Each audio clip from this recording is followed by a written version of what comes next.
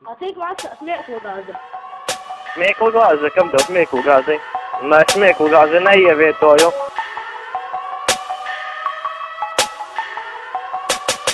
LP tunings, smokas tev pa brīvu. Ja es šo freestylu varu nosaukt par sīvu.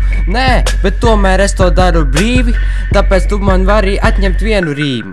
Bet es to saku tā, jā, tas nav tunings, tas ir mauku lunings. Un es to zinu, tas ir tāpat kā reklāma Tele2. Jā, peķa aizvien noķer zivi. Varbūt būs labāk, varbūt izdzīvosi, varbūt būsi losis, bet tik un tā tev tas nepalīdzēs, jo tev nav naudas. Un ja tu gribi būt bagāts, labāk uzsāc savu dzelteno zobu biznesu.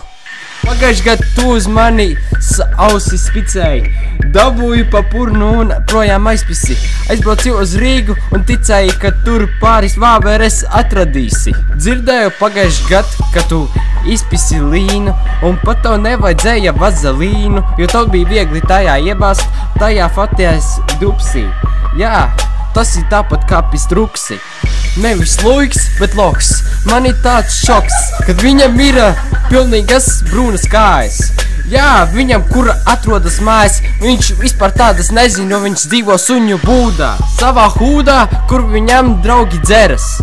Jā, tur viņam viss asvecenes pieplies, bet viņas ir īstenībā mērkaķi. Un tas tā ir. Jā, tavi pretīgie mati, kājas plati, tu man prasi 5 lati.